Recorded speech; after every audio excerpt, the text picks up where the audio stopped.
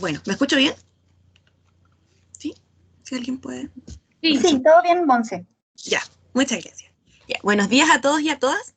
Les damos la más cordial bienvenida a la primera charla del Seminario de Salud Mental, organizada por el CADE y la DICE de la Universidad de Concepción.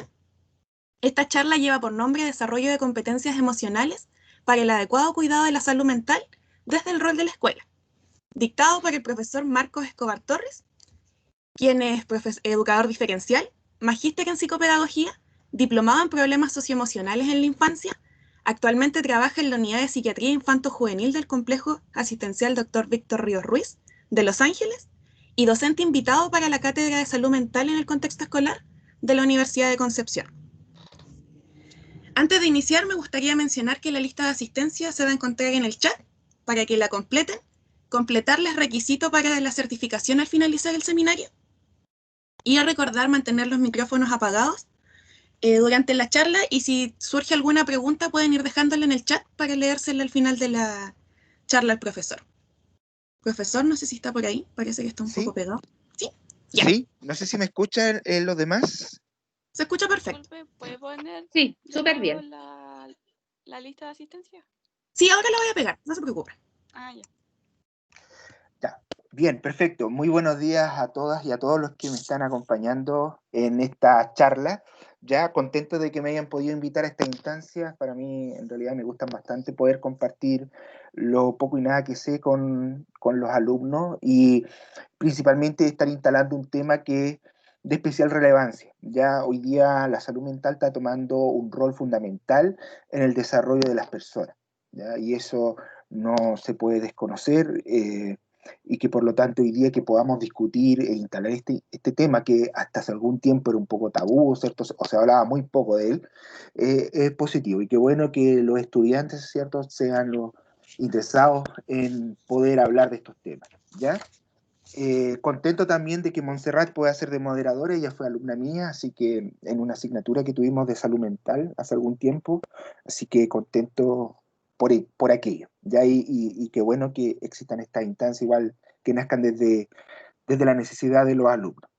Bien, vamos a hablar de esto del desarrollo de competencias emocionales porque efectivamente vamos a juntar dos cosas. Ya vamos a hablar de dos conceptos que son como bien importantes. Uno que tiene que ver con el concepto de salud mental, propiamente tal, y el concepto de emoción, ¿ya? Ahora, la idea de esta presentación, más que hacerla conceptualizada, ya la idea es que pueda ser más práctica. Y la otra intención en que si bien está como un poquito destinada probablemente a los alumnos de pedagogía, mi intención principal es que esta presentación nos pueda llevar una reflexión a todos, ya independiente de la carrera o de los intereses que podamos tener, ya, sino que sea algo universal, porque la salud mental y las emociones es algo universal, ya, y están presentes en todos nosotros. Así que vamos a hablar de aquello, ¿ya? Y espero poder estar a la altura de lo que esperan de esta presentación, ¿ya? Y obviamente las consultas las vamos a hacer al final para ir cerrando bien las ideas, ¿ya? Así que perfecto, vamos a partir con esto, ¿ya? Y vamos a hablar, ¿por qué vamos a hablar de las escuelas? Porque efectivamente, bueno, yo trabajo en infancia, trabajo desde el rol del profesor como promotor de la salud mental. Y fíjense bien, ese es un concepto importante, el promotor, el decir que todos nosotros, todos, sin distinción, podemos ser promotores de una buena salud mental y un buen desarrollo de nuestras emociones, ¿ya? Eh, y eso va a depender en gran medida de algunos aspectos que vamos a ir conversando ahora, ¿ya? Este es un tema que se está instalando, este es un tema que viene. eh, Hoy día se está hablando de una segunda pandemia que tiene que ver también con la pandemia y la salud mental que se nos viene. Es decir, esto de estar en un confinamiento obviamente va a provocar en nosotros cierta ansiedad, cierta angustia, en algunos estrés, ya que obviamente lo vamos a exteriorizar de distintas formas. Y que por lo tanto es bueno que podamos irlo instalando. Y seguramente en las presentaciones que ustedes van a seguir viendo más adelante van a estar hablando un poquito de lo mismo, ¿cierto? De cómo ir manejando estas sensaciones, ¿ya? Yo quiero instalar primero, vamos a partir quizás con algunas reflexiones que son importantes que ustedes puedan ver. Fíjense que un estudio de la Fundación Elige Educar dice que el 77% de los profesores sufre de estrés con este trabajo a distancia, ¿ya?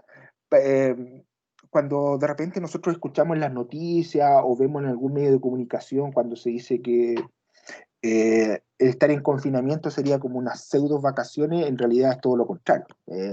Hemos visto que hay cierto nivel de estrés e instalo el tema de los profesores, pero también podemos instalar el tema de los alumnos, que esto efectivamente está generando un cierto nivel de estrés, no estábamos preparados como sociedad, como comunidad educativa, como para poder recibir una pandemia, esto nos llegó de golpe y en verdad no estábamos preparados, ¿ya? Y eso está provocando ciertos niveles de angustia a los profesores, ciertos niveles de estrés en los alumnos, y que obviamente eso a la larga va a perjudicar nuestra salud mental.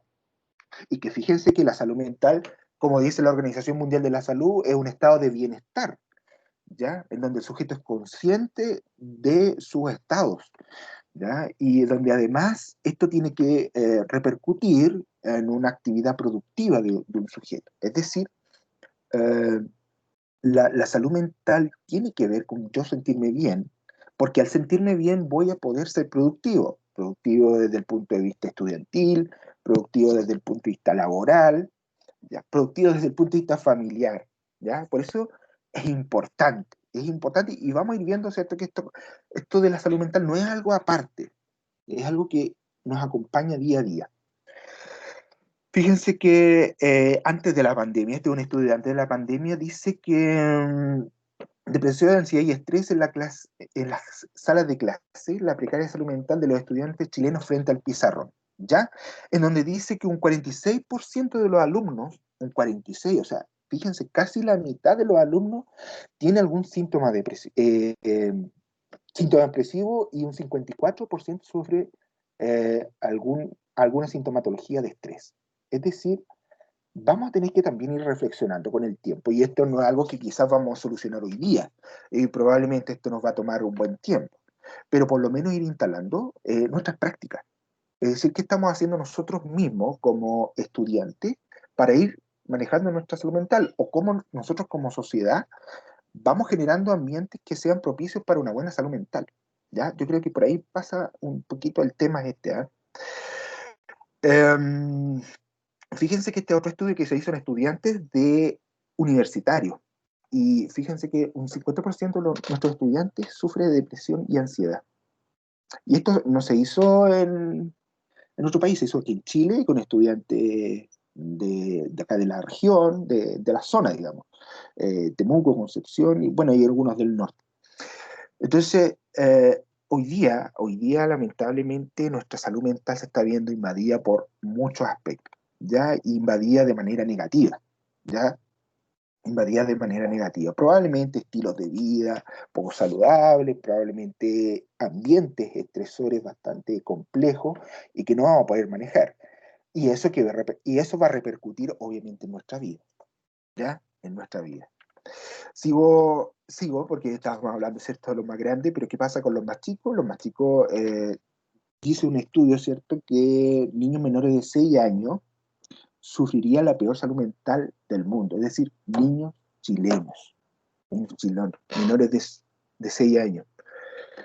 Y esto es preocupante a propósito de que mientras más temprano se ve afectada nuestra salud mental, más complejo el pronóstico para adelante, ¿ya? Entonces, si bien hay componentes que vienen desde la genética y que obviamente van a predeterminar que un chico pueda nacer con alguna condición psiquiátrica particular, hoy día estamos viendo que hay cosas ambientales que también están afectando a la gran mayoría de nuestros niños. Y que un estudio internacional diga que nuestros niños no tienen la mejor salud mental del mundo, yo creo que es algo que hay que instalar. En que hoy día, ¿cierto?, se discute tanto y que sobre cómo vamos a construir nuestra nueva constitución, ¿cierto? Yo creo que es un tema que deberíamos instalar en esto de, de nuestra constitución, es decir, cuál es la calidad de salud general que le vamos a dar a nuestros ciudadanos, y cómo lo vamos a ir construyendo. ¿ya? Porque, ojo, este estilo de vida que traíamos, ¿cierto?, en este sistema un poquito neoliberal nos trae un problema bastante complejo, ¿ya? Y que repercute en nuestra familia, en nuestros niños, en nuestro quehacer, ¿ya?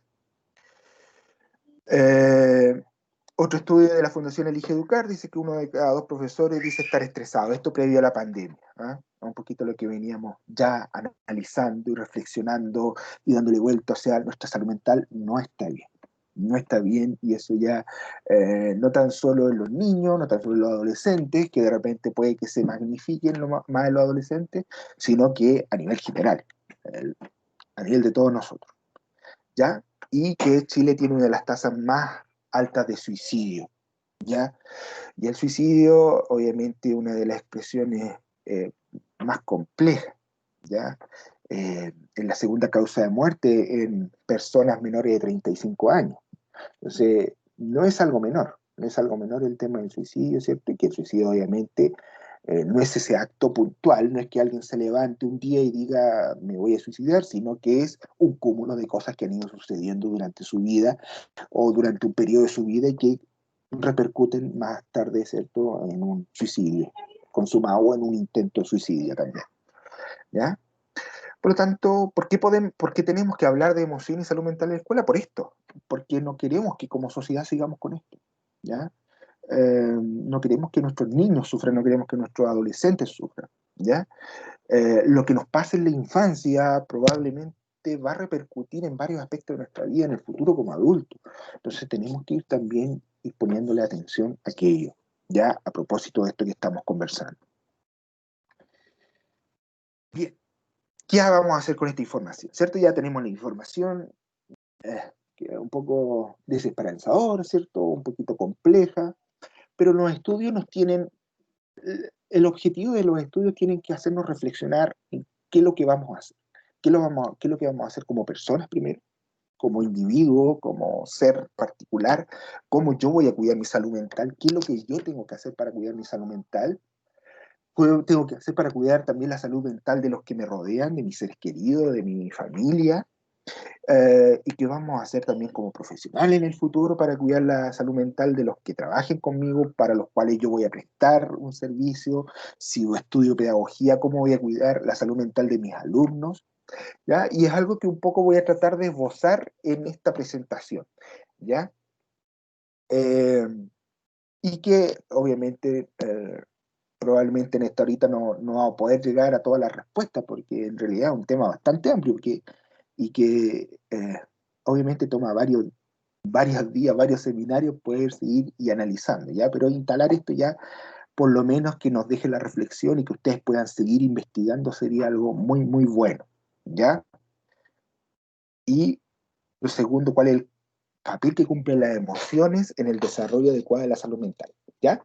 Es decir, ya, ustedes podrían decirme ahora, de cierto, profesor, estamos mal efectivamente por los datos que usted nos entrega de salud mental, creo que es bien desesperanzador, ¿cierto? Pero, ¿qué es lo que deberíamos hacer?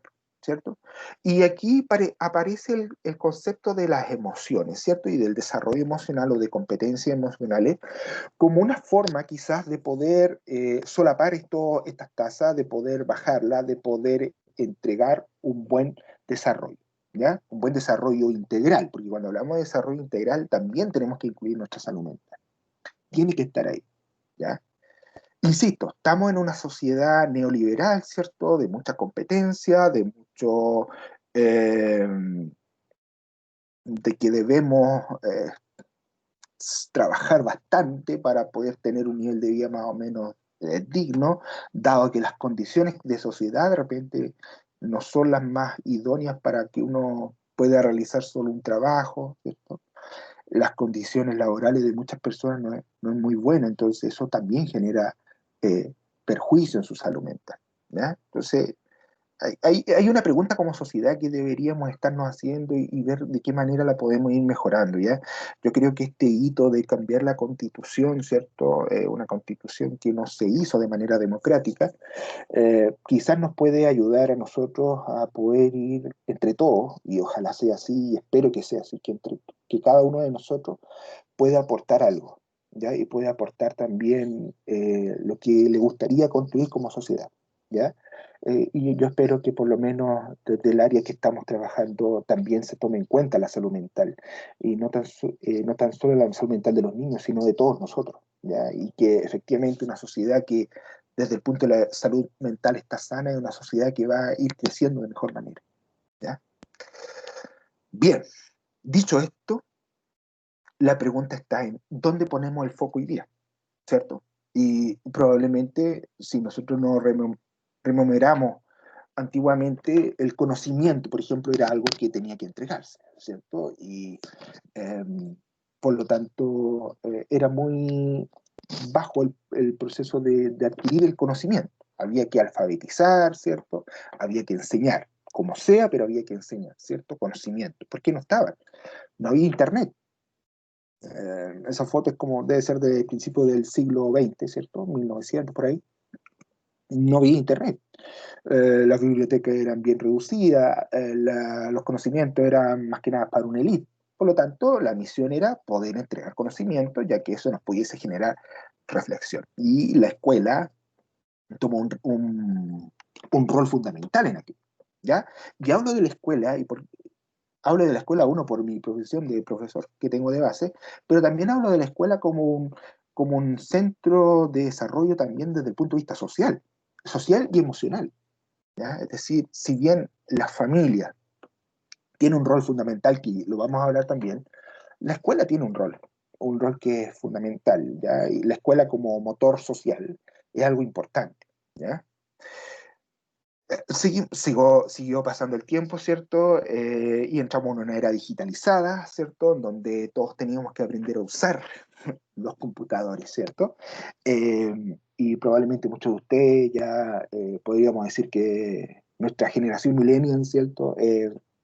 Bastante digitalizada, ustedes se comunican a través del internet, ¿cierto? A través de las diferentes redes sociales, ¿ya? Los que somos un poquito más antiguos, ¿ya? En realidad tuvimos que aprender algo, ¿ya? Todavía me recuerdo de que teníamos en la escuela curso de computación, ¿cierto? Y que teníamos que aprender a aprender el computador, aprender a hacer una carpeta. Esas son las cosas que nos enseñaban en la escuela, digamos. Ustedes ya no, ustedes ya están digitalizados, son nativos digitales, digamos. Prácticamente se manejan perfectamente. Y digo esto porque efectivamente hoy día, a diferencia de lo que pasaba quizá a principios de siglo, hoy día el conocimiento es universal. Es decir, usted podría tomar hoy día su teléfono celular y efectivamente va a encontrar mucha más información quizás de la que le puedo entregar yo. Es decir, el conocimiento no está limitado. Y eso es bueno. Es decir, el conocimiento se tiene que ampliar y que ojalá todos sepan de muchas cosas. Eso nos ayuda a construir una mejor sociedad también, ¿ya? Pero eso pareciera ser que ya está siendo un tema que ya está siendo resuelto por la sociedad. Es decir, ya la gran mayoría se conecta a un dispositivo, ya la gran mayoría conoce el Internet, ya la gran mayoría tiene acceso a mucha información, se comunica a través de esto. Lo de la pandemia ha dejado en evidencia que efectivamente, si bien una clase online no va a reemplazar a la clase presencial que teníamos, ¿cierto? Hace un tiempo atrás, se ha acercado bastante, se ha acercado bastante a aquello, ¿ya? Entonces, si ya tenemos esto resuelto, ¿por qué seguimos todavía, si ya la información quizás se ha masificado, si ya tenemos acceso a diferentes redes sociales, si ya yo puedo, por ejemplo, si tengo una cuenta en Twitter, yo puedo hablar y opinar de un tema y mi opinión la va a ver mucha gente? eh, ¿Qué ¿Por qué todavía tenemos estos problemas de salud mental? ¿Por qué todavía estamos así? Bueno, uno tiene que ver, insisto con este tema, el ambiente, sociedad que queremos construir, ¿ya? Suma obviamente a factores que tienen que ver con biológicos particulares de cada uno de nosotros, pero también tiene que ver con algo con una variable que sí yo creo que podríamos ir manejando, ¿ya? Porque las otras dos, la de la sociedad que queremos construir, probablemente una variable que no está en nosotros poder manejarla ahora ya, pero sí la podemos ir cambiando en el tiempo. A propósito de estas mismas jornadas, a propósito de seminarios, ¿cierto? A propósito de nuestro ejercicio profesional que tengamos en el futuro, o nuestro ejercicio como estudiante que tenemos ahora, ¿cierto? Podemos ir armando algo. Lo biológico, bueno, eso está predeterminado biológicamente, digamos, y ahí no más que hacer que poder ir acompañando en ese proceso, pero lo que sí podríamos hacer y que sí va a tener un impacto positivo para los que son profesores, por ejemplo, en el aula, para los que van a ser papás, para los que son papás o mamás en este momento, ¿cierto? Es algo que quizás no lo vamos a, no va a estar en un computador o un dispositivo móvil, sino que va a estar en las personas, ¿ya? Que tiene que ver con el desarrollo emocional, ¿ya? Entendiendo que las emociones, ¿cierto? No es un constructo abstracto, sino que más bien es un constructo biológico. Es decir, cuando a mí me pasan las cosas, cuando a mí me pasa algo, cuando a mí me afecta algo, algo pasa en mí, algo pasa en mí. Y que por lo tanto, algo pasa en mí biológicamente, que eso es súper importante decir. Es decir, cuando yo tengo una pena, biológicamente algo me está sucediendo. Y eso repercute, y eso que es biológico, repercute también en mi estado emocional. Cuando yo tengo una alegría, algo me pasa a mí. Y algo sucede en mí, biológica y emocionalmente. Y cuando yo tengo rabia, algo me sucede a mí, biológicamente, y algo me sucede emocionalmente. Ahora, hoy día la discusión está, y este tema está instalado en cómo nosotros vamos desarrollando estas competencias emocionales para desarrollar ciudadanos del futuro competentemente emocionales. ¿Ok? Por ahí va el tema. Bien, dicho esto, entonces pasa la primera reflexión que se me viene a la cabeza y digo, entonces, emoción, lo del corazón y el cerebro, ¿lo vamos a seguir entendiendo como algo distinto? O más bien, vamos a entender, ¿cierto? Que lo emocional y lo cognitivo se unan. Y hoy día el tema está en que efectivamente lo emocional y lo cognitivo tienen que estar unidos. Es decir, todo lo que nosotros hacemos, cognitivo y emocional, ambos aspectos están de la mano. No van separados como en este video, ¿cierto? Como que la emoción va para un lado y lo cognitivo para el otro, no, sino más bien lo que se ha dicho en las últimas investigaciones, sobre todo en neurociencia, que efectivamente lo emocional afecta en lo cognitivo. Y que por lo menos, y nosotros no somos solamente seres cognitivos, ni tampoco seres exclusivamente emocionales, sino que somos un complemento. Y eso hay que entenderlo porque efectivamente nos va a ir dando también respuesta de lo que nos va sucediendo. Es decir, cuando yo voy a una clase, cualquiera esta sea, o este mismo seminario, ¿cierto? Uno podría decir, yo voy a solamente aprender, ¿ya? Pero si solamente viniéramos a aprender, probablemente usted pudiera haber elegido quizá otra charla, pudiese haber ido a otro webinar, hoy día está lleno de webinar, pero eligió este. Entonces la pregunta que uno se hace es por qué eligió este y no eligió los otros webinars. Y probablemente tiene que ver con que hay un aspecto emocional que influyó en que usted pudiese elegir esto. Es decir, cuando nosotros solamente nuestras decisiones, por ejemplo, solamente las dejamos en el plano cognitivo, probablemente vamos a tener un empate. Eh, es decir, pude haber elegido otra carrera porque pude haber, quizá en el futuro, haber tenido mucho más dinero, pude haber sido quizá ingeniero, médico, no sé, cualquier pregunta que usted se pueda hacer. Y sin embargo, usted dice, ¿por qué elegí ser educador diferencial en mi caso? Y probablemente tiene que, si yo me pongo a revisar de forma más seria, probablemente hay un aspecto emocional que influye ahí. Es decir, las decisiones que ustedes toman, la carrera que ustedes eligieron, no tan solo pasó por aspectos cognitivos, sino también pasó por aspectos emocionales. Algo desequilibró. ¿Por qué elegí enfermería y no prevención de riesgo? Probablemente por algo emocional. Hay algún aspecto emocional que uno tendría que ir revisando ahí y que inclinó la balanza hacia allá. Entonces, todas las decisiones que nosotros tomamos tienen componentes emocionales como tal, ¿ya? Porque me va mejor en algunas clases que en otras. Es una pregunta que uno se hace, ¿cierto? Uno como profesor dice, ¿por qué mis alumnos probablemente no aprendieron lo que yo les quería enseñar? Y de repente lo dejamos siempre en el plano cognitivo, decimos, chuta, la metodología quizás no fue la correcta, el PowerPoint quizás no fue lo bastante atractivo, y dejamos de lado lo emocional. Y no nos preguntamos, decimos, y puede ser que a lo mejor nuestros alumnos no se hayan sentido cómodos en esta clase. Puede haber sido que quizá ese chico en particular que no aprendió, no esté afectado por algo, porque si tengo a un familiar, a mi mamá o a mi papá enfermo, y tengo que ir a una clase, probablemente no voy a estar al 100%. Y eso se ha visto. Es decir, hoy día nosotros vemos estudios de chicos que están afectados emocionalmente versus chicos con los mismos niveles cognitivos, no afectados emocionalmente, y vemos que hay una baja rendimiento. ¿Y eso por qué? Porque efectivamente lo emocional influye en lo cognitivo. No van separados. ¿Ya? Entonces la pregunta es, y los invito a hacer esta reflexión. ¿Por qué en algunas asignaturas me va mejor en otras? ¿Por qué hay algunas áreas que son de más interés que otras? Váyanse haciendo esas preguntas y quizás podemos responderla al final de esta clase o se la pueden llevar para la casa y ustedes ver efectivamente tiene que ver con lo que les dije u otra cosa. ¿Ya? Pero creo que puede ser por allá. Yo creo que tiene que ver con aspectos emocionales que influyen.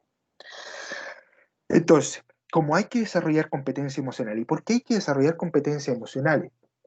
Y específicamente inteligencia emocional. Porque hoy día lo que estamos viendo en nuestros niños, nuestros adolescentes, ¿ya? Es que muchas veces se pueden perder muchos chiquillos a propósito de un mal manejo de sus emociones, un mal manejo o administración emocional, ¿ya? Porque algunos chiquillos, por ejemplo, fracasan en diferentes aspectos en su vida, pueden ser por muchos motivos, probablemente no tenga la respuesta, pero sí, yo lo que sí creo que hay ahí, y, y porque los estudios lo dicen, no porque lo diga yo, sino porque efectivamente hay muchas personas que tienen una pésima administración de sus emociones, ¿ya? Porque hay chiquillos que efectivamente teniendo todas las competencias cognitivas para haber triunfado en la vida, hoy día no lo hacen. Probablemente habría que preguntarse, y bueno, ¿y cómo está el otro aspecto? ¿Ya? ¿Y por qué es importante? Porque las emociones, el desarrollar emociones no te la va a enseñar un computador, te la va a enseñar otro ser humano, ¿ya? Otro igual a ti, y otro que pueda administrar de buena forma sus emociones. ¿Por qué probablemente, y esto sí que tiene que ver con emociones, por qué probablemente un niño, una niña, un adolescente, ¿cierto?, ve como última salida el suicidarse? Y probablemente tiene que ver con un tema emocional, ¿cierto? Afectado obviamente por algún estrés, por algún hecho particular, traumático, ¿ya? Del cual es muy complejo, pero que los adultos tenemos que saber de que tenemos que ir validando las emociones como tal. Y acuérdense que las emociones tienen un componente fisiológico. Por lo tanto, cuando a mí me sucede, cuando yo tengo rabia, ¿qué me pasa a mí cuando tengo rabia? ¿Qué me pasa a mí cuando estoy alegre? ¿Ya? Ahora, ¿qué debiésemos desarrollar en nuestros niños, en todos nosotros? En un metaanálisis que se hizo de estudios socioemocionales, lo que se ve es que hay por lo menos 8 principios, indistintamente el modelo, porque hay muchos modelos. Hoy día, probablemente el que más se conoce, el de Daniel Goleman, en el año 95 sacó un libro que se llama Inteligencia Emocional, ¿ya? Él es de profesión periodista, ¿ya? Y ese libro en particular fue un bestseller en Estados Unidos y en varias partes del mundo, y mucha gente en Chile compró el libro, y yo igual compré ese libro, ¿cierto? De inteligencia emocional. Pero Daniel Goleman en realidad no fue el primero en hablar de inteligencia emocional, sino que hubieron otros antes, ¿ya? Eh, Salow y Mayer en el 90 y así hacia atrás, se empezó a hablar de estos conceptos, de cómo influían las emociones también en las cosas que nosotros hacíamos. Y que por lo tanto lo que les voy a presentar es un poco este estudio que se hizo, un metaanálisis de los diferentes modelos de inteligencia emocional y qué es lo que se rescató de cada uno de ellos. Y a ver, ¿cierto?, en qué medida, es decir, perdón, Si yo desarrollase estas habilidades en términos generales, ¿cierto? Probablemente podríamos decir que inteligentemente emocional estaría bien, ¿ya? Vamos a discutir, y probablemente podría ser una discusión que es más importante hoy día, si más bien lo cognitivo, lo emocional, es una discusión que hoy día está, digamos, ¿ya? Pero parece que la balanza se inclina más hacia lo emocional, es decir, quizás para una empresa, para un empleador, quizás es preferible tener una persona que logre resolver un problema de manera asertiva, más que el aspecto más técnico, ¿ya? Pero hay una discusión, insisto, porque le están dando el mismo nivel de importancia. Antiguamente se le daba harta importancia a lo técnico, más que a lo socioemocional, que hoy día pareciera ser que están un poquito más empatados, ¿ya? Bien, entonces, ¿cuáles son esas 8 cosas que se han podido sacar? Primero tiene que ver con la autorregulación, es decir, como en esa capacidad que yo tengo de regular mis emociones de manera asertiva. Ojo, porque muchas veces cuando yo hablo de este concepto de autorregulación me dicen, entonces como que yo no puedo exteriorizar mi rabia, mi pena. No, no se trata de eso. De hecho, es todo lo contrario. Lo que queremos con esto es que usted exteriorice sus emociones. La pena, la rabia, la alegría, el asco, de manera acertada. De manera acertada. Eso es lo que queremos. No que se reprima, no que reprima esas emociones que nos generan malestar. La rabia es una emoción que nos genera malestar. Lo que buscaríamos todos en los niños y en los adultos es que efectivamente cuando yo tenga rabia, no tome un lápiz o una silla y se la vaya a tirar al profesor, sino lo que yo espero es ese niño que tenga esa rabia, ¿cierto? Porque el profesor no le subió la nota o no le costó unos puntos, él vaya de manera asertiva y le diga al profesor que efectivamente no le contaron los puntos y que necesita que le suba la nota o que revise la pauta de evaluación de manera asertiva. ¿Se fijan? Entonces, eso tiene que ver, a eso nos apunta la autorregulación. Para allá apunta. Es un tema, insisto, la autorregulación, hay seminarios completos de autorregulación, porque es un tema bastante largo, pero es un poquito eso, ¿ya? Cuando hablamos de competencias emocionales, insisto, vamos a volver a insistir con esto, no es reprimir emociones negativas, sino que estas emociones, todas, se puedan exteriorizar de manera acertada o asertiva. Y eso tiene que ver también con una habilidad de las competencias emocionales. El autoconocimiento, ¿cierto? Que tiene que ver con la habilidad que yo tenga de mis propias habilidades, para que soy bueno, ¿cierto? La asertividad, que tanto hablábamos ahora, ¿cierto? Esta capacidad de poder decir las cosas que yo creo de manera sin afectar al otro, ¿ya?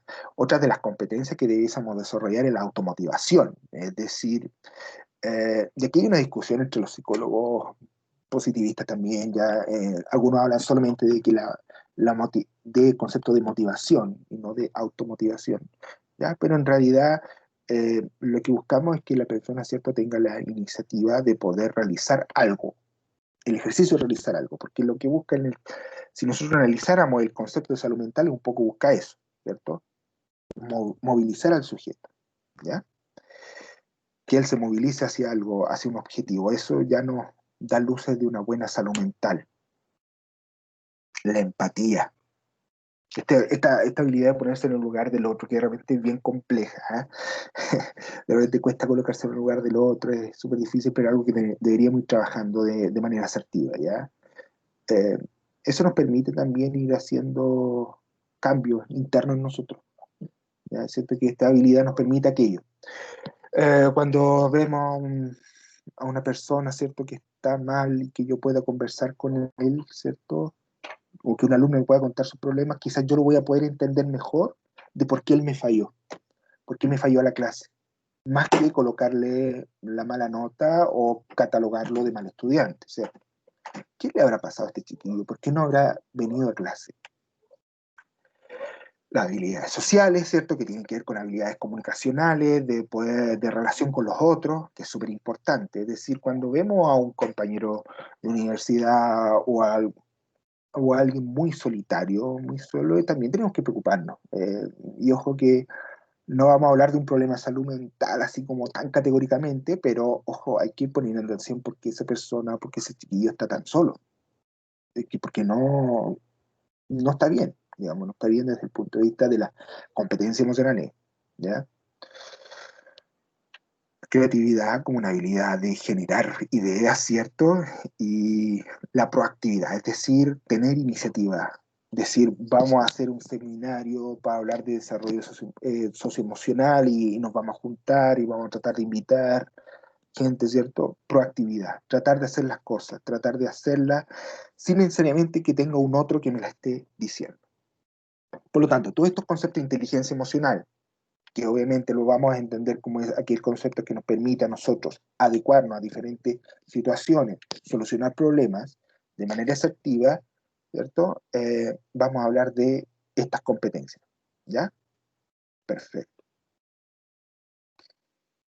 Bien, ese es un aspecto que tenemos que ir desarrollando. Hay otro aspecto que tiene que ver con la biología de nosotros, ya de que las emociones no son un constructo aparte, abstracto, que está, no, sino que efectivamente hay circuitos encargados específicamente de la emoción, ¿ya? Y que muchas veces, y aquí ya partimos más hacia el área más clínica, ya cuando ya alguien se ve afectado a su salud mental, ¿ya? Efectivamente se han podido determinar en muchos estudios que hay zonas afectadas. ¿Cuáles son? La que se está marcando ahora, que son la zona de la amígdala, todo el sistema límbico. Todo el sistema límbico de nuestro cerebro tiene que ver con las emociones, ¿ya? Y las amígdalas, ¿cierto? El hipotálamo, que tiene que ver con las nociones de recuerdo, ¿ya? Tienen y van a afectar en nuestra emoción. Y fíjense que qué increíble esto del sistema límbico, que es el sistema de todas nuestras emociones, ¿cierto? Que también que tiene que ver con el sistema, el área frontal también. El sistema límbico es como un juez, ¿sí? Si lo pudiésemos resumir así, bien escuetamente, y probablemente algún profesor de neurociencia me podría refutar total y absolutamente lo que voy a decir, o va, o va a sentir que lo minimicé mucho. Pero como para poderlo entender, quizá, yo lo veo como un juez que nos permite y que permite, ¿cierto?, a nosotros elegir qué es lo que vamos a aprender, qué es lo que no vamos a aprender, qué es lo que vamos a escoger, qué es lo que no vamos a escoger. Esa es como su labor. Y fíjense bien, que está en los seres humanos. Ojo, los animales van a hacerlo por instinto. Nosotros hay un aspecto racional, ¿cierto? A propósito de nuestro lenguaje que nos hace ser seres racionales también. Entonces, ¿qué te permite el sistema límbico? ¿Qué te permite este juez? Por ejemplo, en una sala de clase, este juez te va a permitir aprender cosas que sean de interés. Y esas cosas de interés es porque van a tener un aspecto socioemocional. ¿Ok? Es decir, cuando usted dice, yo no pude nunca aprender matemática, que es como hoy día bien complejo, porque uno de los pocos aprendizajes que nosotros traemos es el cálculo. De hecho, más arbitrario sería el aprender a leer. Habría que empezar a pensar qué situaciones vivimos en nuestra vida que quizás no nos hicieron aprender la matemática. Si es que yo, insisto, estoy sano desde el punto de vista cognitivo, es decir, no presento ninguna dificultad a nivel cognitiva, ¿ya? ¿Por qué no pude aprender bien la matemática? ¿O por qué presento tanto rechazo a las matemáticas? ¿Ya? Eh, yo siempre tomo este ejemplo cuando hacía ramos como de evaluación en otras universidades, en evaluación psicopedagógica, y las alumnas me decían que muchas veces habían entrado a estudiar educación diferencial o pedagogía porque no querían ver matemáticas. Y resulta ser que esos ramos tenían mucha matemática. Y cuando yo empecé a explorar, claro, efectivamente, más que no tenían las capacidades, porque eran chicas muy capaces, habían pasado por situaciones en donde quizá había profesores que no validaban mucho aspectos socioemocionales, padres muy sobreexigentes con respecto a algunas cosas, sobre todo con el tema académico, entonces finalmente eso generaba un rechazo. ¿Por qué pasa esto? Probablemente el sistema límbico tuvo que ver un poquito con eso, ¿ya? Chiquillos que no tienen regulación emocional, por ejemplo, que se desbordan fácilmente, que son muy violentos, se ha encontrado, por ejemplo, en la zona, no sé si va a pasar por ahora, por ahí, ya, en la zona baja del sistema, del área frontal, se ha notado que no hay una conexión entre, entre todo el sistema límbico amígdala y el área frontal. Entonces, de repente, cuando vemos a un chiquillo que se nos desborda, que le pega a los compañeros, que le pega a todos, o un adolescente o un joven muy violento, claro, hay dos zonas que no se están uniendo ahí, y hay una inmadurez, eso es lo que se ha visto desde el punto de vista de estudio, y lo pueden buscar, que efectivamente hay un cierto nivel de inmadurez en esas zonas, ¿ya? Y que eso provocaría que hay poca reflexión muchas veces, y por eso muchas veces el chiquillo ve que la ex polola está con otro y va y le pega un golpe al otro, más que decir, pucha, mi polola ya está con otro y me voy a retirar, ¿ya? Entonces, ojo, esto no es tan solo eh, haber tenido una familia que quizás no fue muy buena, ya vamos a irnos a la familia, sino también tiene que ver con aspectos biológicos, que se pueden trabajar, obviamente que se pueden trabajar, y obviamente uno puede siempre ir mejorando. Así que, si bien esto de repente es un poco desesperanzador hablar un poquito de lo biológico de las emociones, eh, créanme que esto se puede mejorar con harto trabajo, harto psicoterapia en algunos casos, pero se puede ir mejorando bastante, bastante. Bien, familia y desarrollo emocional. Obviamente nuestras familias van a tener un aspecto importantísimo en nuestras emociones, en cómo nosotros las vamos regulando, en cómo nosotros vamos exteriorizando, ¿ya? La familia, indistintamente como sea nuestra familia, ¿ya? Porque antes se hablaba del tipo de familia, ¿cierto? La familia como más perfecta, ¿cierto? Papá, mamá, hijo, niño, niña. Hoy día eso no es una determinante para decir que un niño va a ser sano desde el punto de vista emocional. Más que la estructura, tiene que ver con la función, ¿ya? Es decir, yo pudiese tener solo a mi mamá y pudiese ser muy funcional desde el punto de vista emocional, o pudiese tener solo a mi papá, o pudiese tener dos mamás, o pudiese tener dos papás, o vivir con mi abuelo, y en realidad lo que va a repercutir en mi desarrollo emocional es cómo se van entregando ciertas habilidades a lo largo de mi vida, ¿ya? Y que la familia tiene un valor fundamental, partiendo por el concepto de apego, que hoy día no lo vamos a revisar porque es otro concepto muy largo de revisar, eh, y de los diferentes tipos de apego, pasando, ¿cierto?, cómo voy entregando ciertas nociones a mi hijo, ¿cierto?, o a mi hijo, o a los que están cerca mío, a los más pequeños, en cómo afrontar ciertas situaciones, ¿ya? Entonces, ojo, esto es trabajo, esto es, no es algo que yo se le diga a un niño, le diga a un adolescente o a un joven, tienes que cambiar, esto es mucho trabajo porque tiene que ver con eso. Y lo que apoya, lo que va a reafirmar, esto van a ser las familias, ¿ya? Por lo tanto, para las alumnas de pedagogía que les toque trabajar en el futuro, no hay que descuidar a la familia.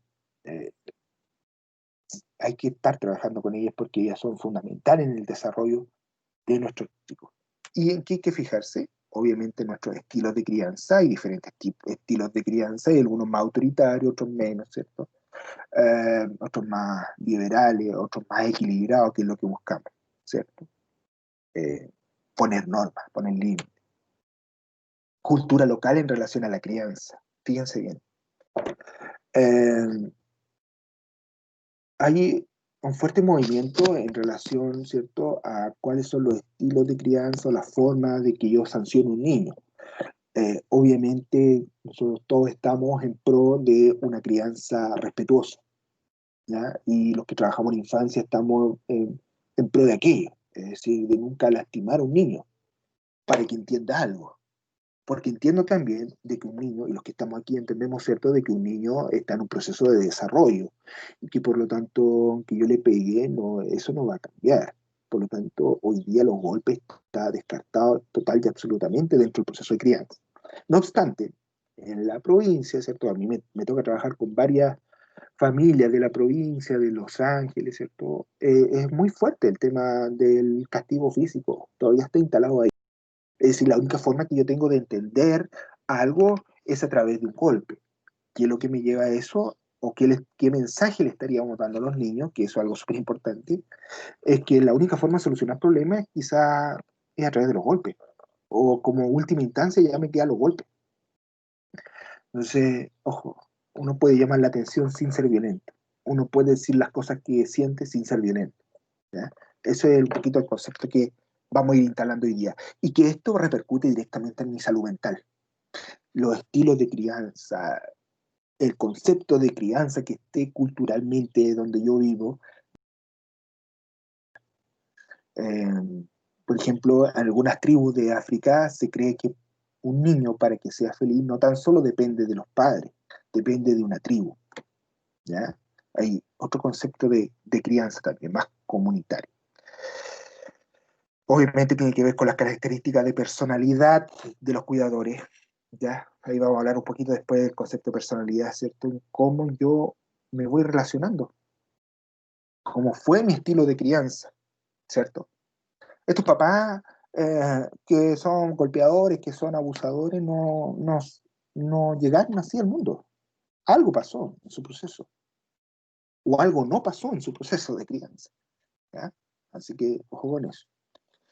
Y también tiene que ver con las expectativas de los padres en relación a su hijo, ¿cierto? Y ahí es súper importante tener en claro que para cuidar una salud mental, ¿cierto? De los hijos, de los más pequeños, de nosotros, ¿cierto? Tenemos que tener expectativas que sean aterrizadas al momento del desarrollo del niño, ¿cierto?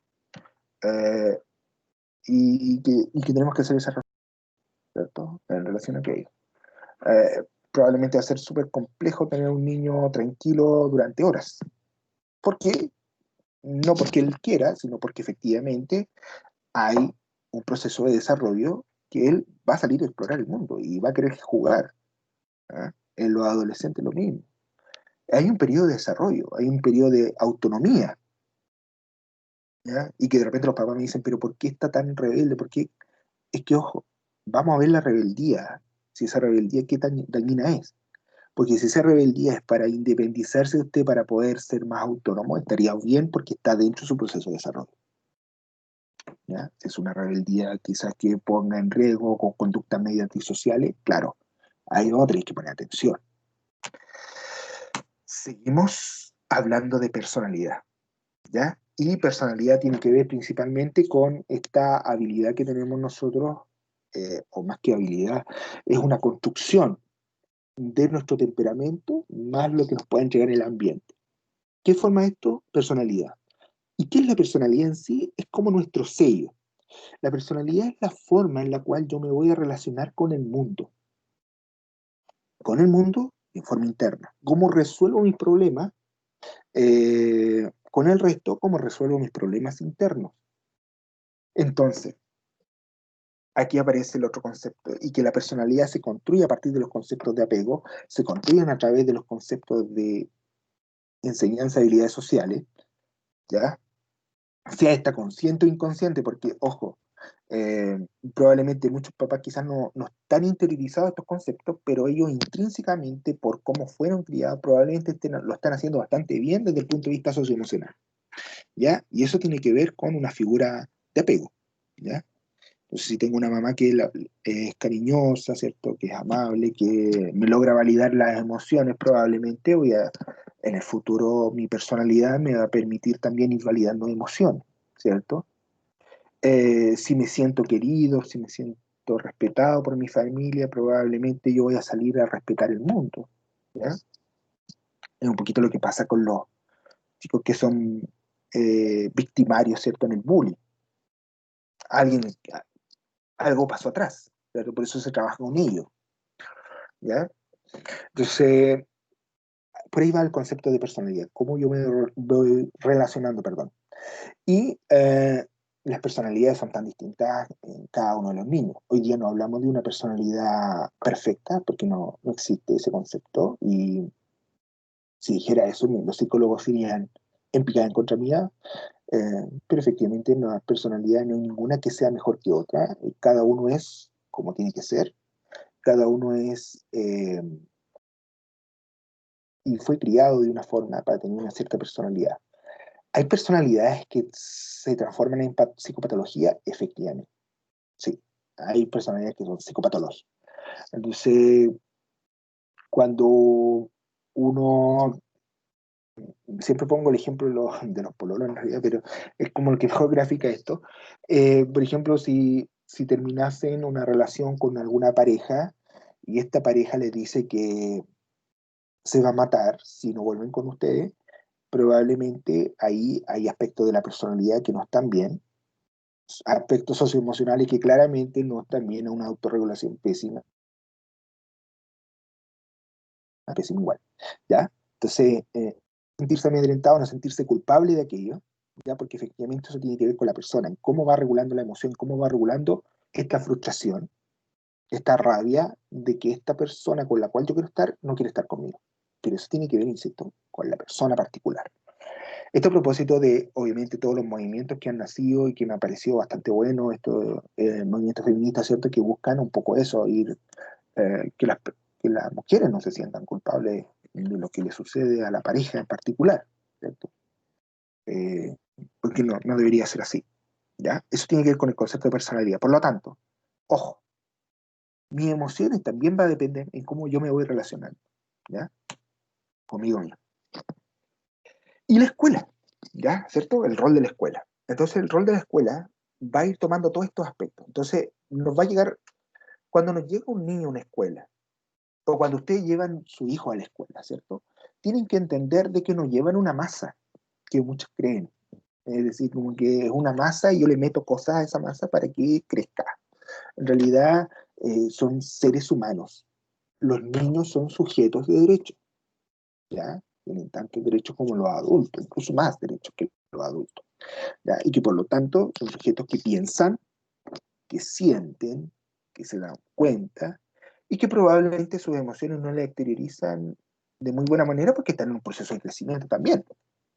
No puedo pensar que un niño de 6 años haga una reflexión profunda en que si yo no le compro la muñeca o el camión, eh, él vaya a decir, sí, en realidad mi papá tiene razón, yo no debería tener ese camión. Él va a exteriorizar de otra forma porque está en un proceso de desarrollo que está ahí. Es lo esperado las pataletas. Mucha mamá pregunta, pucha, profesor, mi hijo tiene muchas pataletas. ¿Qué edad tiene? Primera pregunta. Porque si está dentro de la edad, pucha, es un poquito lo esperable, porque todavía está en ese proceso de ir acomodando, y somos nosotros los que vamos a ir acomodando, ayudando en ese proceso de acomodo, de manejar la frustración, de manejar la ira. La escuela, entonces, tienen que hoy día irse planteando, y los que van a estudiar pedagogía, y los que no estudian pedagogía, pero que van a ser papás, ¿cierto? O las que ya son mamás, ojo, la escuela tiene que ser un motor de desarrollo de habilidades socioemocionales, ¿ya? Los niños pasan muchas horas en los colegios, muchas horas, y que por lo tanto es una buena instancia para ir desarrollando competencias. ¿En qué la van a ver? En el adulto, ¿ya? De ahí vamos a hablar de las habilidades que tendría que tener un profesor, por ejemplo, desde el punto de vista socioemocional. Pero efectivamente tenemos que ir desarrollando estas habilidades, no tan solo las académicas, sino también las socioemocionales, para un buen ciudadano. Acuérdate que las escuelas van formando ciudadanos, ser comprometido. Es un espacio de interacción social significativo, por lo tanto, los adultos que están en la escuela debiesen estar observando la interacción social que tienen los niños, ¿ya? No deberíamos quedar ajeno a aquello, ¿ya? Es importantísimo estar observando cómo se están relacionando, cuál es el niño que está quedando más solito, cuál es la niña que está quedando más solita, cuál es el niño que no se siente bien quizás consigo mismo, cómo lo podemos ayudar, cómo lo podemos apoyar. Es un vehículo de cambio social. Y lo pongo así porque efectivamente es así. Y lo que sucedió el 18 de octubre del año pasado, no fuimos los más grandes, sino fueron los adolescentes del liceo los que empezaron con el cambio. Y los grandes cambios en este país han sido a partir de los movimientos sociales estudiantiles, así que de secundarios principalmente. Así que la escuela también provoca cambio y tenemos que ir generando esos cambios en esos niños. Y generador de ciudadanos comprometidos, ¿cierto? Eso es algo súper importante. Y ese va a ser el rol de la escuela. Y desde el punto de vista socioemocional, esto toma un valor importantísimo. Por eso tenemos que estar observando a los niños, tenemos que estarlos viendo, conversando, estar con ellos, involucrarse con ellos, involucrarse desde el punto de vista, ¿cierto?, socioemocional. ¿ya? Es difícil no poder involucrarse con niños, pensar que yo voy a entregar mi clase y me voy para la casa, a fin de me va a llegar un sueldo. No es suficiente hoy día. Hoy día un niño podría tomar, ¿cierto? Podría tomar un celular y efectivamente encontrar toda la información que yo le pueda entregar. Los aspectos socioemocionales no los va a encontrar en el celular. Eso lo va enseñando. Lo puede encontrar en el celular desde el punto de vista conceptual, pero procedimental y actitudinal probablemente lo va a encontrar en otro. Bien. Voy a ir avanzando rápido con esto porque creo que ya estamos en el tiempo. Montserrat, avísame. No sé si está por ahí. Sí, nos quedan 15 minutitos, profesor. Ah, ya, perfecto. Por favor, si es que faltaran 5 minutos, ¿me puede avisar? Sin ningún problema. Ya, súper. Bien, pero ya estamos como terminando. ¿Cómo deberíamos trabajar en las escuelas? Las competencias emocionales las deberíamos trabajar primero a nivel universal, es decir, entregar competencias socioemocionales a todos. Desde el tío o la persona, ¿cierto? El trabajador que hace el aseo hasta el director. Todos debiésemos trabajar competencias socioemocionales dentro de una comunidad educativa. En una universidad también, todos. ¿Ya? Todos estábamos involucrados en el proceso de crianza y obviamente los niños, ¿ya? Y desde pequeño uno puede ir trabajando aquello. Ahí vamos a ver algunos programas que se pueden instalar en las escuelas para ir trabajando aspectos socioemocionales. ¿Qué pasa cuando, por ejemplo, profesor, tenemos un grupo de niños y no, si bien hemos ido entregando a todos las habilidades, hay un grupo que todavía parece ser un poquito más resistente o que quizás le ha costado un poquito más? Entonces tendríamos que focalizar nuestra atención en ese pequeño grupo, ¿ya? Seguimos con lo otro que es universal. Si nos queda este grupo, focalizamos la atención en ello, quizás con más intervención, ¿ya? Y deberíamos tener resultados. ¿Y qué pasa, profesor, si que, por ejemplo, tenemos un niño que a pesar de todo esto que hemos hecho charlas, ¿cierto? Taller a nivel grupal, a nivel de curso, hemos ido trabajando con el grupito de compañeros que es un poquito más conflictivo, todavía nos queda uno a nivel individual? Perfecto, entonces a él hay que ponerle bastante atención y una atención bien focalizada. Hoy día no vamos a revisar eso porque efectivamente tiene que ver con un aspecto clínico, ¿ya? Pero para que sepan que más o menos va así, en pirámide, la atención socioemocional, ¿ya? Y el universal deberíamos estar pendientes siempre de los crianzas y los cuidados y desarrollar ambientes favorables. Es decir, dentro de la sala de clase deberíamos tener cómo nosotros como profesores, ¿cierto? Como adultos vamos desarrollando competencias favorables, cómo nosotros como papás podemos contribuir a aquello también, ¿ya? En este grupito, ¿cierto? Que pudiese ser un poquito más complejo, vamos a ir trabajando apoyo social y emocional focalizado. ¿Ah? Si vemos que, por ejemplo, el tema es de la tolerancia o trabajaremos focalizadamente en aquello. Si vemos que este grupo es más bien en la resolución de conflictos a través, lo resuelven de manera muy violenta, entonces trabajaremos resolución de conflictos de manera asertiva. ¿Bien? Y en lo individual tiene que ir con intervención intensiva, ¿ya? Pero más clínica, ¿ya? Entonces, a nivel universal tenemos la comunidad educativa propiamente tal, ya todos trabajamos en virtud de las emociones. En este grupito, equipos multidisciplinarios, psicólogos, cabras diferenciales, pueden ser ya, pero algo bien focalizado. Y el caso más ícono, ¿cierto?, que podamos tener en la escuela en el futuro, tendría que ser a través de equipos multidisciplinarios y apoyo de redes, ¿ya? Salud principalmente. Ya. Entonces, este profesor que tenemos aquí, ¿qué deberíamos esperar de él? En un metaanálisis que también se hizo, se vieron ciertas habilidades que debiese tener un profesor desde el punto de vista socioemocional. ¿Cuáles son estas? Comunicación asertiva. Se observó en una investigación que se hizo en el norte de Portugal. Alrededor de 500 profesores se observaron que los que tenían mejor resultado desde el punto de vista socioemocional tenían buenas habilidades de comunicación asertiva. Es decir, le podían comunicar a sus alumnos de manera correcta, sin pasarlo a llevar, sus defectos, sus virtudes, sus errores, de manera muy asertiva. Es decir, no ridiculizando, no minimizando, sino más bien focalizándose más bien en el error. Creo que hoy cometiste tal error, no significa que seas malo en total, ¿cierto? sino que cometiste ese error en particular y yo voy a estar aquí para poderte apoyar en ese error. Es decir, profesores que tenían comunicación asertiva. Otro estudio, ¿cierto? Nos señalaban que profesores que tenían una expresión y regulación emocional asertiva tenían mejores resultados también desde el punto de vista académico. Es decir, y probablemente a todos nos ha tocado de repente alumnos que son un poquito más complejos, más resistentes, ¿cierto? Si yo no tengo una buena regulación emocional, probablemente yo la transmito a mi alumno. Si yo grito, de vuelta me pueden gritar. Si yo los minimizo, ellos probablemente me puedan minimizar. Pero si yo los valido, si yo encuentro que son buenos alumnos, probablemente ellos también me pudiesen validar desde ahí. ¿Ya? Insisto, esta es una habilidad que se tiene que ir trabajando en los profesores. ¿Ya? No es algo que lo vamos a enseñar conceptualmente. O sea, lo primero es esto conceptual, que es chiquitito, pero lo otro es lo procedimental, en cómo voy a actuar en mi vida. Con respuestas empáticas, ¿cierto? Dando una respuesta empática a los alumnos. Hay normativas, ¿cierto? De evaluación, sí. Pero esas normativas también se pueden ir ajustando en virtud del caso de cada niño, ¿ya? Que es un poco lo que pasó con esta pandemia, ¿cierto? Esta pandemia no nos permite a nosotros sobreexigir algo, menos desde el punto de vista socioemocional, ¿ya? No le puedo exigir a aquella alumno, ¿cierto?, que vive en el campo con casi nada de acceso a Internet, a que rinda lo mismo que rinde el que tiene acceso a Internet, ¿cierto?, el que está conectado sin mayores dificultades.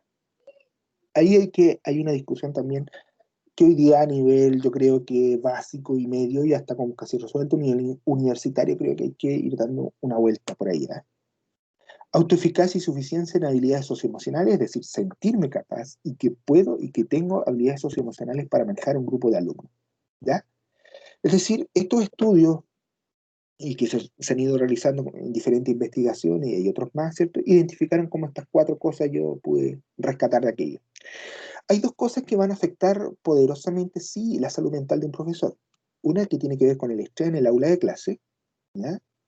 Y el burnout, ¿ya? Y el burnout es un estrés crónico, ¿ya? A propósito de una forma de organización que tienen las clases que es lamentable, y este estrés crónico provoca desmotivación, ¿cierto? Baja desarrollo de habilidades de empatía, estrés crónico y que, en fin, ansiedad y que provocan muchas veces licencias médicas, ¿cierto? Es como se habla del burnout el- como estar quemado, es decir, como que ya no quiero nada más. Así lo pudiésemos catalogar el burnout, ¿ya? Y eso tiene que ver con que muchas veces no están las condiciones laborales también muy idóneas, ¿ya? Falta de apoyo, poco trabajo en equipo, y eso va provocando en el profesor a la larga que se vaya como quemando, es decir, como que ya se vaya borneando, como dicen algunos por ahí. Le han dado un verbo aquí. Entonces, un docente emocionalmente sano podrá interactuar de manera positiva con su estudiante y los conflictos del aula. Obvio que sí, pues. Obvio que sí. O sea, un profesor que efectivamente tiene un conflicto en la sala y que van a existir conflictos en la sala.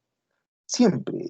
O si yo tengo, o si yo el día de mañana estoy trabajando, no sé, en enfermería y tengo un conflicto con mis compañeros de trabajo, el que tenga un buen desarrollo emocional va a poder manejar el conflicto de mejor manera. No va a llegar a los gritos, es decir, va a conversar. Regular y gestionar las emociones propias para generar respuestas acertadas. Y eso es clave. Y eso se va trabajando con el tiempo. Ojo, podemos tener, porque insisto, estos temas se están instalando ahora y yo quizás puedo que cometa el error muchas veces de ser muy impulsivo. Chuta, yo lo tengo que ir trabajando. ¿Para qué? Para dar respuestas acertadas. Que moldeen indirectamente las conductas de los estudiantes. ¿Por qué los van a moldear indirectamente? Porque efectivamente si yo me veo regulado, mis alumnos se van a regular. Si veo que frente a un conflicto yo logro mantener la calma, pues probablemente mis alumnos frente a otro conflicto van a poder guardar la calma, si es que se cumplen todas las otras condiciones, obviamente. ¿Ya?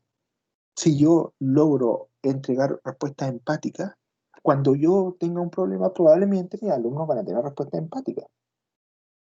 Y, lo he notado en algunos colegas que son bastante empáticos. Y veo que, por ejemplo, sus alumnos son empáticos con él. Es decir, es distinto el profesor que llega atrasado y pide disculpas, al que llega atrasado y le da lo mismo, que los alumnos hayan viajado de lejos y que no, eh, y que le importe poco que ellos tengan que pasar frío, calor, ¿cierto? Ellos llegaron tarde y les da lo mismo. Entonces yo creo que es importante también ir haciendo esa revisión.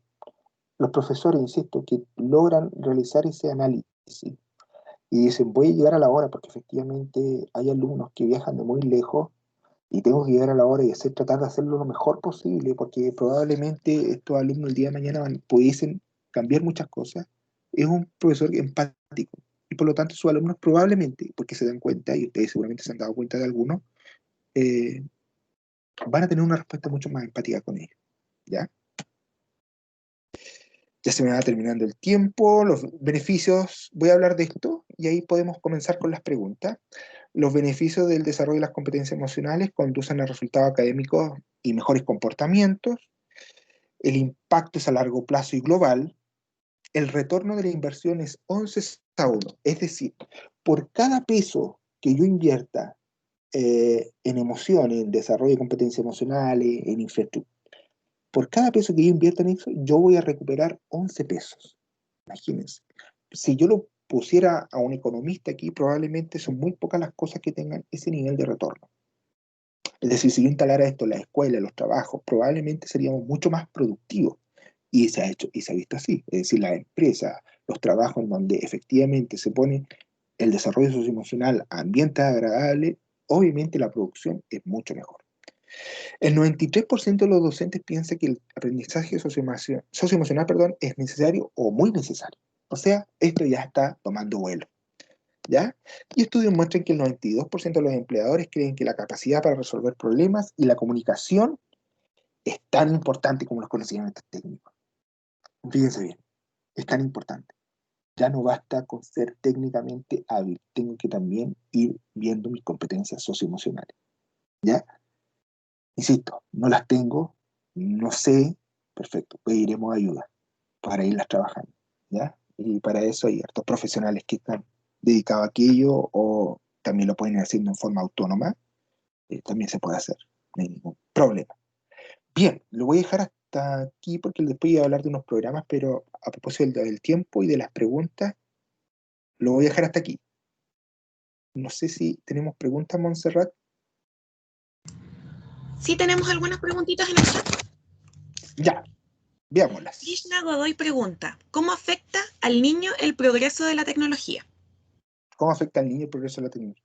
Ya, cuando hablamos de tecnología, algo que efectivamente hoy día no es algo ajeno. La tecnología no es algo ajeno a nosotros, está con nosotros, ¿ya? Va a afectar en la medida que yo no lo pueda manejar. Los estudios muestran que debiese un niño estar máximo 2 horas al día, frente a una pantalla. No debiese ser más que eso. Antes de las 7 de la tarde, ojalá ya hasta las 7 de la tarde pantalla, ojalá fraccionárselo. Puede ser una hora en la mañana, una hora en la tarde, pero no más que eso, ¿ya? Y obviamente supervisión de los adultos y harta educación, ¿ya? Acuérdense que ellos aprenden por aprendizaje vicario, ellos van a ver. Por lo tanto, si yo digo que no hay celulares, tratar de que el adulto tampoco tome los celulares en esas horas, ¿ya? Porque si no le creamos una sensación como de que chuta, solamente los adultos tienen la chance de ver el celular cuando se lo ocurre. ¿Ya? Hay que ir trabajando aquello, pero máximo 2 horas, ¿ya? Ojo, las pantallas posterior a las 8 de la noche, por ejemplo, van a afectar también el ritmo del sueño. Eso ya está muy, muy estudiado. Eso le podría decir. También preguntan, ¿cómo podemos fomentar el desarrollo de la inteligencia emocional? De distintas maneras.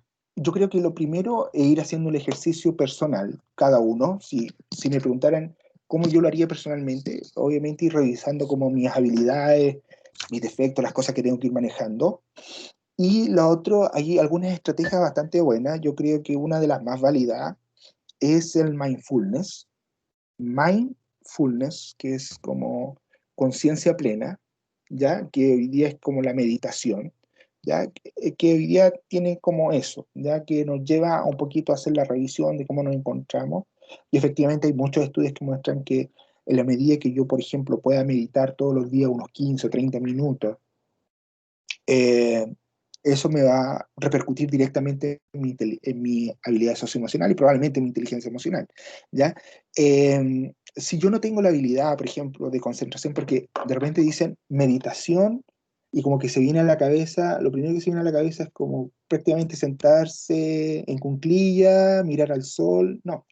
Yo pudiese hacer mindfulness estando sentado en mi cama.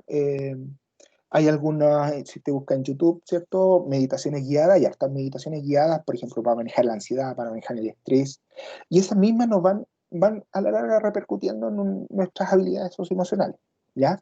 Eh, Ahora, es importante que, insisto, ir revisando cómo está cada uno de nosotros con respecto a la vida, cuál es la visión que tenemos de ello, de la vida, cómo vamos enfrentando nuestros problemas, es de la manera más asertiva, o en realidad no es la mejor. Y si sienten que no lo pueden, ahí es bueno pedir ayuda a algún profesional, ¿ya? Ahí es bueno pedir ayuda quizá a un psicólogo que los pueda apoyar desde ahí, ¿ya? Cuando se sientan como que las emociones nos sobrepasan, es bueno pedir ayuda, ¿ya? Es bueno como pedir ayuda. Insisto, no significa esto reprimir emociones.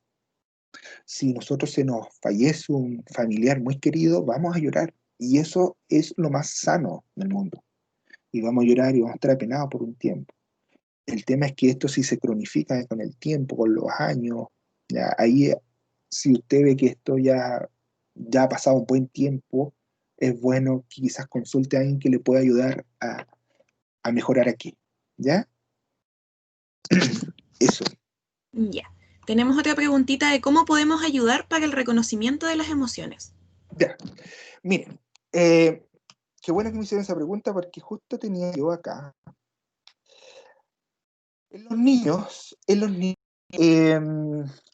con esto voy a terminar la presentación. Qué bueno que está esa pregunta. Miren, hay varios programas que ustedes pueden investigar. Y, por ejemplo, en los niños, que es lo que más complejo, porque, ojo, las emociones, si bien es un aspecto fisiológico o psicofisiológico, eh, es complejo poderlo concretar. Más, por ejemplo, el más pequeño, que el pensamiento es bien más concreto. Entonces hay varios programas, por ejemplo, este es de Cassell, que es derivado del CEL, que es Social Emotional Learning, que es aprendizaje socioemocional, ¿ya? Y que en donde dice que hay varias habilidades. Si ustedes se meten en la página cassell.org, ustedes se meten a la página, hay un montón de material que usted puede adquirir ahí para poder ir trabajando las emociones con los niños, por ejemplo. ¿Ya? Es importante que los niños puedan aprender, así como aprenden las letras, así como aprenden los números, aprendan las emociones, ¿ya? Es decir, que aprendan qué les pasa cuando tienen pena. ¿Qué les sucede? ¿Qué te sucede a ti cuando tienes pena? ¿Estás con bajo ánimo? Eh, ¿Lloras? ¿Cierto? Que lo podamos concretizar de alguna manera. ¿Qué pasa cuando tienes rabia? ¿Te pones nervioso? ¿Te pones tenso? Perfecto. Porque en la medida que nosotros identifiquemos emociones, que sería como lo más básico, la idea es que de ahí avancemos al cómo manejarlo, en cómo exteriorizarlo y finalmente en conductas mucho más adaptadas desde el punto de vista emocional. ¿Ya? Aquí hay uno que me gusta bastante. Hay un libro que se llama Permiso para sentir. No sé si lo tengo aquí. Ya, ahí lo voy a buscar. A ver si me lo sacaron. Ya, Permiso para sentir se llama, es de un autor, se llama Mark Berek, ¿ya? Y él tiene un programa que se llama el programa Ruler, que es lo que están viendo ahí, ¿ya? Este puede también ir ayudando, y Ruler, que viene de regla, pero en realidad es de regulación, conocimiento, etiquetar, expresar, regular, que es en inglés, ¿cierto? Pero tiene que ver con esas, es un acróstico de estas habilidades, ¿ya? Y esto se trabaja desde los más pequeños. El programa Ruler yo creo que es uno de los que está teniendo como buenos resultados en la escuela, está teniendo buenos resultados con los terapeutas, ya que aquí logramos identificar los sentimientos, ¿cierto?, en este medidor socioemocional. Ya este es como lo más icónico del Ruler. El Ruler, bueno, más que esto, pero es como lo más icónico, ya que los niños van aprendiendo todos los días uno les va preguntando cómo están, cómo se sienten, ¿Mm? O cómo están después de alguna situación, y ellos van como identificando, ya, porque una de las mayores dificultades que tienen los niños, incluso los adolescentes, es que no saben lo que les pasa. Y uno les pregunta, ¿qué te pasa? ¿Qué sucede? ¿Cómo estás? Y no saben. Entonces, una de las claves para una buena regulación emocional o una buena comprensión emocional es saber lo que nos sucede. Y el programa Ruler quizás puede ser como un puntapié inicial para que nosotros podamos saber cómo sentir con los niños. Y en los adultos yo creo que las preguntas es, ¿qué me pasa cuando me pasan las cosas? ¿Qué me pasa cuando una amiga, por ejemplo, no me llama para mi cumpleaños? ¿Cuáles son los pensamientos que aparecen ahí? Mi amiga no me llama porque no me quiere, porque no quiere estar conmigo, porque le caigo mal, o será porque tuvo un problema, se lo habrá olvidado. ¿Qué me genera eso? Y eso es la medida que lo podamos ir trabajando, ¿ya? Y muchas veces eso nos permite tomar decisiones asertivas. Quizás podría llamar a mi amiga y preguntarle por qué no me llamó a mi cumpleaños, ¿no? Si es que se le habrá olvidado o a lo mejor tiene algún problema, ¿ya? Eso de la cultura media chilena de como no decir nada a lo que yo siento, no sé hasta qué punto será positivo, ¿ya? No sé hasta qué punto será positivo. Es bueno poder ir conversando en la medida que se pueda, digamos, de aquello, ¿ya? Así que por lo menos eso les podría decir con respecto a esa pregunta. Ya, nos quedan dos preguntitas. Ya, Pero como estamos con lo de las emociones, Mipsa Vega pregunta cómo desarrollar competencias emocionales ante evaluaciones. ante evaluaciones, Sí, ya, chuta. Mire, yo creo que lo primero que tenemos que tener en claro es que en realidad van a haber situaciones en nuestra vida que nos van a generar más estrés que otras. Y eso, téngalo por seguro que es así, ¿ya? Lo importante es que esas emociones no nos paralicen. Y si nos paralizan, ojo, hay que revisar eso. Una prueba nos va a generar estrés. A todos nos genera un cierto nivel de estrés, de ansiedad, ¿cierto? No saber qué voy a responder, ¿ya? Lo importante es que obviamente está el tema de cómo yo me sienta. Tiene que ver con el concepto de autoeficacia. ¿Qué tan eficaz soy? Si yo he sacado muchos 6, 7 durante el semestre, probablemente, muy probablemente, mi concepto de autoeficacia sea alto. Si usted se ha sacado puro 6 y 7 y su autoconcepto o su autoeficacia es baja, es decir, usted siente todavía que no puede aprender o que le va a ir mal, ojo, lo tiene que revisar. Si usted siente de que efectivamente no, no identifica qué puede ser lo que le sucede cuando le pasa eso, es bueno que pida ayuda. ¿Ya? Porque efectivamente hay algo que está sucediendo ahí. ¿Por qué es tan insegura? ¿Ya? Lo importante es que hay que ir validando esas cosas, eso, los miedos, el estrés. Ahora, lo importante es, obviamente, estar calmo, insisto. Yo creo que las estrategias de mindfulness nos pueden ayudar bastante. Hay meditaciones guiadas para la ansiedad. Insisto, estoy pensando en eso porque creo que es una de las cosas que igual me ha ayudado bastante con los más grandes, con los estudiantes universitarios, ¿ya? Porque lo otro tiene que ver más con un trabajo personal. Ahora, desde el externo, es bueno eso. Para cuidar nuestra salud mental, es bueno también practicar algún deporte, alguna actividad recreativa, ¿ya? Eso es súper positivo también, ¿ya? Las que practican deporte o practican deporte, ¿cierto? Los niveles de endorfina suben y eso va generando un cierto grado de motivación, tranquilidad, alegría, ¿ya? Eh, y la habilidad social, el compartir con otros. ¿Ya? Yo creo que es bueno, por ejemplo, previo a una prueba, poder compartir con los compañeros lo que estudiamos. Es súper importante eso. ¿Qué entendiste tú de la materia? ¿Cierto? Yo entendí esto, yo entendí esto otro, perfecto. Tratar de... Los niveles de ansiedad se van a bajar en la medida que yo me sienta un poquito más seguro de lo que va a suceder en el futuro. Y eso lo puedo hacer a través de la estudio con compañeros, ver en las posibilidades que tiene el profesor de poderme aclarar dudas, ¿ya? Y el estudio. Ahora, esto es algo que no le gusta mucho universitario, lo que le voy a decir, pero en realidad, si usted está asustado para la prueba, no estudió o estudió el día anterior, sí, tiene harta probabilidad de que le vaya mal. Ahora, el estudiante universitario, según los estudios, hay un estudio que hizo la Católica, dicen que un estudiante universitario debe estudiar todos los días 2 horas, como mínimo, 2 horas mínimo. Tenga o no tenga pruebas, tenga o no tenga trabajo. ¿Eh? Entonces, yo creo que hay que revisar eso, porque en la medida que yo genero un hábito, eso me va a generar menor ansiedad. Si estudio solamente los días antes de la prueba, créame que tiene una alta probabilidad de que no le vaya bien, ¿ya? Y que por más meditación que haga, porque por más deporte que haga, le va a ir mal. Entonces, yo recomiendo tener esa como rutina, hacer estas meditaciones si es que hay mucha ansiedad, practicar algún deporte, compartir con amigos, y si veo que eso en realidad no me funciona mucho y sigo igual, yo creo que hay que pedir ayuda quizá a alguien, algún especialista, psicólogo que me pueda ir apoyando con eso. Sí, Ya. con eso.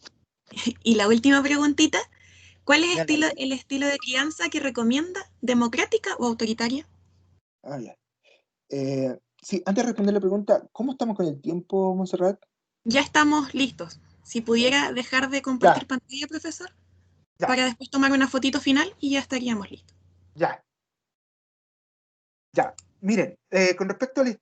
Miren, por mientras que respondo la pregunta, yo les traje 2 regalos, 2 regalitos. Aquí hay 2 códigos QR, y que son libros que ustedes pueden descargar si es que les interesa este tema, que los descarguen, uno es de familia y otro de inteligencia, un artículo de inteligencia emocional, ¿ya? Así que los pueden copiar y los pueden ir descargando, ¿ya? Y me salgo al tiro de... Voy a responder la pregunta y voy saliéndome de la pantalla. Voy a dar algunos segundos para los que quieran descargar esos libros. Miren, obviamente un estilo, mire, tiene que ser un estilo de crianza en donde obviamente prime la democracia, es decir, en donde prime también el escuchar al otro.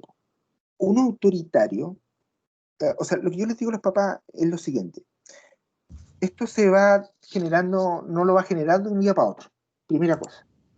No es que de un día para otro usted se vuelva democrático y ya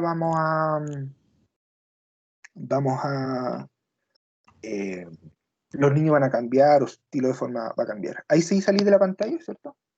Sí. Sí, ya.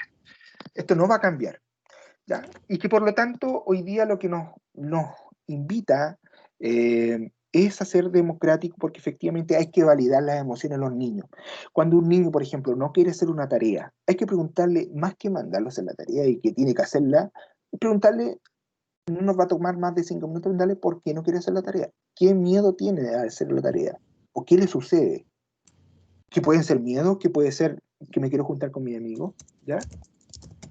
Y validar eso, ¿ya? Que es súper importante la validación frente a algún límite, ¿ya? Es decir, entiendo que quieras salir con tu amigo a jugar, pero ahora en este momento necesitamos terminar la tarea, ¿ya? Yo creo que eso es súper importante, ¿ya?